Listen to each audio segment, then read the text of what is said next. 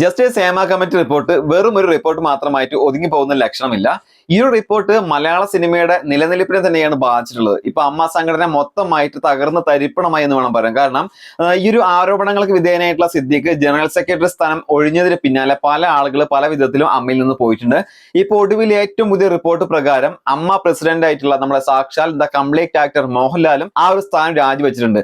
ഏതൊരു സംഘടനയുടെയും തലപ്പത്തിരിക്കുന്ന ആൾ വീണു പോയി കഴിഞ്ഞാൽ പിന്നെ ആ ഒരു സംഘടന കൊണ്ട് യാതൊരു വിധത്തിലുള്ള കാര്യവും ഉണ്ടാവില്ല. ഏതൊരു സൈന്യവും ചിഹ്ന ഭിന്നമായി മാറും. ഹേമ കമ്മിറ്റി റിപ്പോർട്ട് വന്നതിന്റെ അടിസ്ഥാനത്തിലാണ് ഇങ്ങനെയുള്ള ഒരു സംഭവം നടന്നിട്ടുള്ളത്. വളരെ സുതാര്യമായിട്ട് മുന്നോട്ട് പോയിക്കൊണ്ടിരിക്കുന്ന ഈ അമ്മ എന്ന് പറയുന്ന സംഘടന എത്രത്തോളം ചാരിറ്റി ചെയ്യുന്നുണ്ട്, എത്രത്തോളം നല്ല കാര്യങ്ങൾ ചെയ്യുന്നുണ്ടെന്നുള്ളത് അവരുടെ ആ ഒരു കാര്യങ്ങളൊക്കെ നമുക്ക് അറിയാവുന്നതാണ്. ഏതൊരു പ്രശ്നം വന്നാലും എന്തൊരു തരത്തിലുള്ള ദുരിതങ്ങളും മറ്റുള്ള കാര്യങ്ങളും വന്നാലും അവരുടേതായ രീതിയിലുള്ള പ്രോഗ്രാം കാര്യങ്ങളൊക്കെ സെറ്റ് ചെയ്തിട്ട് മാക്സിമം മലയാളികളെ സഹായിക്കാൻ നോക്കാറൊക്കെ ഉണ്ടായിരുന്നു. അതുപോലെ തന്നെ സംഘടനയിലുള്ള ആളുകളുടെ ക്ഷേമവും കാര്യങ്ങളൊക്കെ അന്വേഷിച്ച് വളരെ സുതാര്യമായിട്ട് മുന്നോട്ട് പോയിക്കൊണ്ടിരിക്കുന്ന ഒരു സംഘടനയായിരുന്നു. സംഘടന ഉള്ള ആളുകളെല്ലാം തികഞ്ഞവരാണെന്ന് ഞാൻ പറയുന്നില്ല. ഞാൻ ഈ പറഞ്ഞത് ആ സംഘടന മൊത്തത്തിൽ ചെയ്യുന്ന കാര്യങ്ങളാണ്. അപ്പോൾ വളരെ സുതാര്യമായിട്ട് പോയിക്കൊണ്ടിരിക്കുന്ന ആ ഒരു സംഘടനയുടെ നിലനിൽപ്പ് തന്നെ ഇല്ലാതാക്കിയത് ഹേമ കമ്മിറ്റി റിപ്പോർട്ടാണ്. ഈ റിപ്പോർട്ട് കണ്ട് എന്താണ് ഇപ്പോൾ ലാഭം ഉണ്ടായത് എന്ന് വെച്ചിട്ടുണ്ടെങ്കിൽ ഈ ഒരു സംഘടന ഇല്ലാതെയായി എന്നുള്ളത് ഒഴിച്ചാൽ ബാക്കി എന്താണ് ഇതിന്റെ ഒരു ലാഭം? ഇതുവരെ ഒരു സ്ത്രീയും ഒരാളുടെയും പേര് പറഞ്ഞ് വളരെ ശക്തമായിട്ട് രംഗത്ത് വരുന്നില്ല, കേസുമായിട്ട് മുന്നോട്ട് പോകുന്നില്ല. ഒരാളുടെ പേര് പറയുന്നു, ഇന്നൊരാളുടെ പേര് അല്ലെങ്കിൽ ആ പേരിനോട് സാമ്യമുള്ള എന്തെങ്കിലും തരത്തിലുള്ള കാര്യങ്ങൾ പറയുന്നു. അതിനുശേഷം പിറ്റേ ദിവസം വന്നിട്ട് ആ പേര് ഞാൻ പറഞ്ഞിട്ടില്ല, ഞാൻ ഒരു തരത്തിൽ അങ്ങനെ ഒരാളുടെ പേര് പറയില്ല എന്ന് പറയുന്നു. പിന്നെ അതുപോലെ തന്നെ വർഷങ്ങൾ 15 വർഷം 10 വർഷം മുന്നേയുള്ള ആളുകൾ, ചില ആളുകൾ മരിച്ചു പോയിട്ടുണ്ട്, അവരുടെ പേരിലൊക്കെയാണ് ഇങ്ങനെയുള്ള കാര്യങ്ങളൊക്കെ ആരോപിക്കുന്നത്. ഇങ്ങനെ ഒരു ഹേമ കമ്മിറ്റി റിപ്പോർട്ട് വന്നപ്പോൾ ആരും അറിയാത്ത കുറച്ച് ആളുകളെ വളരെ പ്രശംസയിലേക്ക് എത്തിച്ചിട്ടുള്ള ഒരു പരിപാടിയായിട്ട് മാറിയിട്ടുണ്ട്. പക്ഷെ ആരും തന്നെ വ്യക്തമായിട്ടുള്ള കാര്യങ്ങളുമായിട്ട് മുന്നോട്ട് പോകുന്നില്ല, നിയമ നടപടി സ്വീകരിക്കുന്നില്ല. ഇപ്പൊ അമ്മ സംഘടന പിരിച്ചുവിടേണ്ടതോ അല്ലെങ്കിൽ അമ്മ സംഘടന ഇല്ലാതാവേണ്ടതോ ആയിട്ടുള്ള ഒരു കാര്യവും ഇവിടെ നടന്നിട്ടില്ല. ആരുടെ പേരാണോ ആരാണ് ആരോപിക്കുന്നത് അത് വ്യക്തമായിട്ട് പോലീസിന്റെ ഭാഗത്തു നിന്ന് സർക്കാരിന്റെ ഭാഗത്തു നിന്ന് അന്വേഷിച്ചിട്ട് അവർക്ക് അതിനുള്ള ശക്തമായിട്ടുള്ള നിയമ നടപടിയിലൂടെ ശിക്ഷ നടപ്പിലാക്കാൻ ശ്രമിക്കാതെ ഇതുപോലെ കാണിച്ചു കൂട്ടുന്നതിൽ എന്താണ് അർത്ഥം? പിന്നെ വേറൊരു കാര്യം, ഇപ്പോ സ്ത്രീകൾക്ക് ആരുടെയും പേര് പറയാം എന്നുള്ളൊരു അവസ്ഥയിലാണ്. അതായത് ഇന്നൊരാളുടെ പേര് പറയുന്നു, എന്തെങ്കിലും തരത്തിലുള്ള ബുദ്ധിമുട്ടോ മറ്റുള്ള പ്രശ്നങ്ങൾ വരുമ്പോൾ ആ പേര് മാറ്റിയിട്ട് വേറെ പേര് പറയുന്നു. അപ്പൊ അങ്ങനെയാണ് ഇപ്പോഴത്തെ ഒരു സാഹചര്യം. എന്തായാലും ഈ ഒരു സിനിമ ഫീൽഡിൽ സ്ത്രീകൾക്കെതിരെ ചൂഷണം നടക്കുന്ന കാര്യം ഇന്നോ ഇന്നലെ തുടങ്ങിയതല്ല. ഈ സിനിമ ഉണ്ടായ കാലം മുതൽ ഉണ്ടാവുന്ന സംഭവമാണ്. ഇനി സിനിമ എത്ര കാലം ഉണ്ടാവുമോ അത്ര കാലം ഈ ഒരു സംഭവം ഉണ്ടാവും. കാരണം അങ്ങനെയാണ് അതിന്റെ ഒരു നടത്തിപ്പ് വരുന്നത്. ഒരാൾ നമ്മുടെ പറഞ്ഞാൽ കേട്ടില്ലെങ്കിൽ അടുത്ത 100 കണക്കിന് ആളുകൾ ആ ഒരു സ്ഥാനത്തിന് വേണ്ടി നിൽക്കുന്നുണ്ട്. അപ്പൊ അതുപോലെയുള്ള ചൂഷണങ്ങൾ ഇനിയും ഉണ്ടാവും. കാരണം ഇതൊരു കൈക്കൂലി പോലത്തെ സംഭവമാണ്. അതായത് കൈക്കൂലി കൊടുക്കാൻ ആളുള്ള അത്രയും കാലം കൈക്കൂലി വാങ്ങാനും ആളുണ്ടാവും. അപ്പൊ അതെന്തായാലും നമുക്ക് നിർത്താനോ അത് മൊത്തത്തിൽ സ്റ്റോപ്പ് ചെയ്യാൻ എന്തായാലും പറ്റില്ല. ഇപ്പോ ആളുകൾ പറയുന്ന ഈ ഒരു കാര്യങ്ങളൊക്കെ വ്യക്തമായിട്ട് അന്വേഷിച്ചിട്ട് സ്ത്രീ പറയുന്ന കാര്യങ്ങളിൽ സത്യമുണ്ടെങ്കിൽ പുരുഷന് നന്നായി തന്നെ ശിക്ഷിക്കണം. അതല്ല പുരുഷന്മാരുടെ മാനവും അഭിമാനവും കളയാനും അതും അല്ലെങ്കിൽ പൈസ അടിച്ചെടുക്കാനൊക്കെ ആയിട്ട് ഇതുപോലെയുള്ള ഒരുപാട് ആളുകൾ വരുന്നുണ്ട്. അവർ ഈ പറയുന്ന കാര്യങ്ങൾ ഇതുപോലെ നുണയാണെന്ന് തെളിഞ്ഞാൽ അവർക്ക് അതിന്റെ തക്കതായിട്ടുള്ള ശിക്ഷയും കാര്യങ്ങളും നടപ്പിലാക്കിയിട്ട് അത് പൊതുജനത്തിന് മുന്നിൽ അറിയിക്കുകയും വേണം. എങ്കിൽ മാത്രമേ ഈ ഒരു കാര്യത്തിന് പരമാവധി നമുക്കൊരു തടയിടാൻ പറ്റുള്ളൂ. കാരണം സത്യം പറയുന്ന ഒരു സ്ത്രീ വരികയും ആ സ്ത്രീ പുരുഷനെതിരെ ആരോപണങ്ങൾ ഉന്നയിക്കുന്നതോട് കൂടി തന്നെ കേസ് രജിസ്റ്റർ ചെയ്യുകയും മുന്നോട്ട് പോവുകയും ചെയ്തു കഴിഞ്ഞാൽ ആ ഒരു പുരുഷന് അല്ലെങ്കിൽ ആ ഒരു പ്രതിക്ക് നല്ല രീതിയിലുള്ള ശിക്ഷയും കാര്യങ്ങളും കിട്ടുകയാണെങ്കിൽ തുടർന്നുള്ള ആളുകൾ ഒന്ന് പേടിക്കും. ഞാൻ ഇവളോട് ഇങ്ങനെ ഒരു പെരുമാറി കഴിഞ്ഞാൽ നാളെ അത് ഇതുപോലൊരു കേസായിട്ട് ഞാനും അകത്ത് പോവേണ്ടി വരുമല്ലോ എന്നുള്ള ചിന്ത.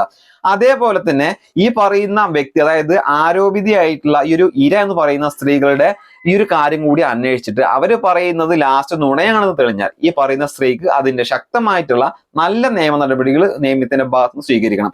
അപ്പോൾ നുണ പറഞ്ഞിട്ട് പ്രശംസയും അതുപോലെ തന്നെ പണവും തട്ടിയെടുക്കാൻ വരുന്ന ആളുകൾ ഈ കാര്യങ്ങൾ പറയുമ്പോഴും ഒന്ന് പേടിക്കും. അപ്പൊ എന്തായാലും അമ്മയുടെ പ്രസിഡന്റ് മോഹൻലാൽ സ്ഥാനം ഒഴിഞ്ഞു, അതുപോലെ തന്നെ ജനറൽ സെക്രട്ടറി സിദ്ദീഖ് മുന്നേ സ്ഥാനം ഒഴിഞ്ഞു. ഒരുപാട് ആളുകൾ ഇപ്പൊ തന്നെ പലവിധ കുത്തിതിരിപ്പും കാര്യങ്ങളൊക്കെ ആയിട്ട് സംഘടനയിൽ അങ്ങോട്ടും ഇങ്ങോട്ടും തല്ലും കാര്യങ്ങളൊക്കെയാണ്. അപ്പൊ മൊത്തത്തിൽ അമ്മ എന്ന് പറയുന്ന മലയാളത്തിലെ നല്ലൊരു സംഘടന, മറ്റു ഇൻഡസ്ട്രിക്കും അവകാശപ്പെടാനില്ലാത്ത നല്ലൊരു സംഘടന, വളരെ നല്ല രീതിയിൽ മുന്നോട്ട് പോയിക്കൊണ്ടിരിക്കുന്ന ഒരു സംഘടനയാണ്.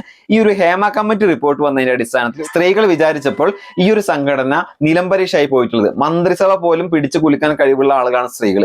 ആ ഒരു അവസരം മുതലാക്കിക്കൊണ്ട് തന്നെയാണ് അവർ ഈ ജാതി കളികൾ നടത്തുന്നത്. എന്തായാലും അമ്മ എന്ന് പറയുന്ന സംഘടനയിലെ തലപ്പത്ത് അഴിച്ചുപണി വന്നതിന് ശേഷമാണ് ഇതുപോലെയുള്ള കാര്യങ്ങളൊക്കെ നടന്നത് എന്നുള്ളത് വളരെയധികം നമുക്ക് ശ്രദ്ധ കൊടുക്കേണ്ട ഒരു കാര്യം തന്നെയാണ്. എന്തായാലും ചൂഷണത്തിനെതിരെയായിട്ടുള്ള ഈ ഒരു ആരോപണങ്ങൾ ഇനിയും നിൽക്കാൻ സാധ്യതയില്ല. ഒരുപാട് സ്ത്രീകൾ മുന്നോട്ട് വന്നിട്ട് ഒരുപാട് ആളുകളുടെ പേര് പറയുന്നുണ്ട്, അവർ അങ്ങനെ ചെയ്തു ഇങ്ങനെ ചെയ്തു എന്ന് പറയുന്നുണ്ട്. ഇപ്പൊ ലാസ്റ്റ് ഒരു ചെറുപ്പക്കാരനെ ഒരു സംവിധായകൻ പീഡിപ്പിക്കാൻ ശ്രമിച്ചു, അല്ലെങ്കിൽ ആണുങ്ങൾക്കും ഈ ഒരു ഫീൽഡിൽ രക്ഷയില്ല എന്നൊക്കെ പറയുന്നുണ്ട്. അപ്പൊ എന്താണ് ഇതിന്റെയൊക്കെ സത്യാവസ്ഥ എന്നുള്ളത് ഇതിന്റെ ഉള്ളിലുള്ള ആളുകൾക്ക് മാത്രമേ അറിയുള്ളൂ. അപ്പൊ എന്തായാലും ഗവൺമെന്റ് നല്ല രീതിയിൽ കൈകാര്യം ചെയ്യേണ്ട ഒരു സമയം അടുത്തിട്ടുണ്ട്. കാരണം ഇപ്പൊ സംഘടനയിൽ ഒരു തരത്തിലുള്ള പവറും ഇല്ലാത്ത ഒരു സംഘടനയായിട്ട് മാറിയിട്ടുണ്ട്.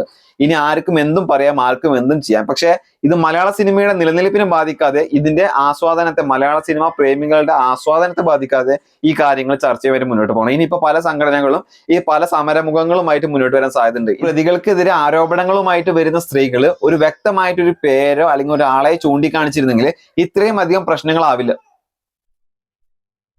ഈ ആരോപണങ്ങളുമായിട്ട് വരുന്ന സ്ത്രീകള് വ്യക്തമായിട്ടുള്ള ഒരാളുടെ പേരോ അദ്ദേഹത്തിന്റെ ഐഡന്റിറ്റിയോ പുറത്ത് പറഞ്ഞിട്ട് നിയമപരമായിട്ട് മുന്നോട്ട് പോയിരുന്നെങ്കിൽ ഈ ഒരു കാര്യങ്ങൾ ഇവിടെ ഇപ്പൊ നടക്കില്ലായിരുന്നു. ഇത് ആരാണ് എന്താണെന്ന് അറിയാതെ 2008 ഉണ്ടായി, 2013 ഉണ്ടായി, 2016 ഉണ്ടായി, ആ സിനിമയിലെ നായകനാണ്, യുവനടനാണ്, എന്നെക്കാൾ ഹൈറ്റ് ഉണ്ട്, അതാണ് ഇതാണെന്നൊക്കെ പറയുമ്പോൾ ആരെയാണ് നമ്മൾ സംശയിക്കേണ്ടത്? ആരെയാണ് നമ്മൾ സംശയത്തിന്റെ നിഴലിൽ കാണേണ്ടത്? അപ്പൊ എന്തായാലും നിങ്ങളൊരു കാര്യം ശ്രദ്ധിക്കുക. നിങ്ങൾ ആരോപണമായിട്ട് സത്യസന്ധമായിട്ടാണ് മുന്നോട്ട് വരുന്നതെങ്കിൽ നിങ്ങൾ ആളുടെ പേര്, അയാളുടെ കുടുംബവും മറ്റുള്ള ഒന്നും നോക്കണ്ട, നിങ്ങൾ ആളുടെ പേര് പറയാൻ ശ്രദ്ധിക്കുക. ഇല്ലെങ്കിൽ ഇതുപോലുള്ള ആളുകളെ ജനങ്ങൾ തന്നെ നിഗമനത്തിലൂടെ കണ്ടെത്തി ആ ഒരു പദവിയും കാര്യങ്ങളൊക്കെ കൊടുത്തിട്ട് അലങ്കാരപൂരിതമാക്കും. അപ്പൊ ആ ഒരു കാര്യം കൂടി ശ്രദ്ധിക്കുക. നിങ്ങൾക്ക് ഇതുപോലെയുള്ള എന്തെങ്കിലും തരത്തിലുള്ള ചൂഷണങ്ങൾ സിനിമ ഫീൽഡിൽ ഉണ്ടായിട്ടുണ്ടെങ്കിൽ അത് ആരാണ് എന്താണെന്ന് പറഞ്ഞ് വ്യക്തമായിട്ട് പറഞ്ഞ് പുറത്തു വരിക. നിയമ നടപടിയുമായിട്ട് മുന്നോട്ട് പോകുക. ഒരു തരത്തിലുള്ള ഭീഷണിക്കോ ഒരു തരത്തിലുള്ള പേടിയോ നിങ്ങൾ പാടില്ല. നിങ്ങൾ ഈ ഒരു കാര്യം പറഞ്ഞു വരാൻ നിങ്ങൾക്ക് കാണിക്കുന്ന ധൈര്യം എന്തുകൊണ്ട് നിങ്ങൾക്ക് ആ കേസുമായിട്ട് മുന്നോട്ട് പോകുമ്പോൾ ചെയ്യാൻ പറ്റുന്നില്ല? ആ ഒരു കാര്യം കൂടി ഒന്ന് ശ്രദ്ധിക്കുക. നിങ്ങൾ അതും ഇതും പറഞ്ഞിട്ട് ആളുകളെ കൺഫ്യൂഷൻ ആക്കാതെ നിങ്ങൾക്ക് നിങ്ങളുടേതായിട്ടുള്ള കാര്യങ്ങൾ പറയുക, നിങ്ങളുടെ ആവശ്യങ്ങളുമായിട്ട് മുന്നോട്ട് പോകുക. നിങ്ങളെ ഉപദ്രവിച്ച അല്ലെങ്കിൽ നിങ്ങളെ ചൂഷണം ചെയ്ത ആളുകൾക്ക് തക്കതായിട്ടുള്ള നിയമ നടപടി സ്വീകരിക്കുക. മന്ത്രി പറഞ്ഞു, മുഖ്യമന്ത്രി പറഞ്ഞു, ഇനി ആരാ പറയേണ്ടത്? എല്ലാ കാര്യങ്ങളും നിങ്ങൾക്ക് അനുകൂലമാണ്. എന്നിട്ട് നിങ്ങൾ ഇങ്ങനെ ഉരുണ്ട് കളിക്കുന്നുണ്ടെങ്കിൽ നിങ്ങൾ എന്തിന്റെ അടിസ്ഥാനത്തിലാണ് ഈ കാര്യങ്ങളുമായിട്ട് മുന്നോട്ട് വരുന്നതെന്ന് പ്രേക്ഷകരായ ഞങ്ങൾക്കും ഒരുപാട് കാര്യങ്ങൾ നിഗമനത്തിലെത്തേണ്ടി വരും. മണിയമ്പിള്ള രാജു പറഞ്ഞ പോലെ പൈസയുടെ കാര്യത്തിനാണെങ്കിലോ ഒരാളുടെ പേരുമായിട്ട് ഒരു ആരോപണവുമായിട്ട് ഒരാൾ വരുന്നു, ആ കേസ് പിൻവലിക്കാൻ വേണ്ടിയിട്ട് ആ ഒരു ഇമേജ് ഉള്ള നല്ലൊരു ആളാണെങ്കിൽ ആ ഒരു കേസ് പിൻവലിക്കണമെന്ന് വരുമ്പോൾ നിങ്ങൾ നിങ്ങളുടേതായിട്ടുള്ള ആവശ്യങ്ങളും നിങ്ങളുടേതായിട്ടുള്ള കാശിന്റെ ആവശ്യങ്ങളും പറയുമ്പോൾ മറുഭാഗത്ത് നിൽക്കുന്ന ആൾ ചിലപ്പോൾ ആ പൈസ തരാൻ തയ്യാറായിട്ട് വരും. കാരണം സമൂഹത്തിലെ മാന്യനായിട്ടുള്ള ഒരാളാണെങ്കിൽ അദ്ദേഹം വേറെ ഒന്നിനും പോകാൻ നിൽക്കാതെ വേഗം പൈസ തന്നിട്ട് സെറ്റിലാക്കാൻ നോക്കും. അപ്പൊ ഇതുപോലുള്ള കാര്യങ്ങൾക്കാണ് നിങ്ങളാണ് യഥാർത്ഥത്തിൽ മറ്റുള്ള ആളുകളെ ചൂഷണം ചെയ്യുന്നത് എന്നുള്ള സംശയം ഞങ്ങൾക്ക് വരാൻ തുടങ്ങിയിട്ടുണ്ട്. ഇനിയിപ്പോ ആരായിക്കോട്ടെ, ഏത് മേഖലയിൽ നിന്നാണെങ്കിലും, ഇപ്പൊ സിനിമ ഫീൽഡിലാണെങ്കിലും ജൂനിയർ ആർട്ടിസ്റ്റ് ആണെങ്കിലും മറ്റാരാണെങ്കിലും തക്കതായിട്ടുള്ള തെളിവ് മാറ്റി വരിക, തക്കതായിട്ടുള്ള പേര് മാറ്റി വരിക. അത് നിങ്ങൾ കാണിക്കേണ്ട മര്യാദ നിങ്ങൾക്കുണ്ട്. ആ മര്യാദ നിങ്ങൾ കാണിച്ചാൽ ഈ കാണുന്ന പ്രേക്ഷകർ, മലയാളി സമൂഹം നിങ്ങളുടെ കൂടെ നിൽക്കും. അതല്ല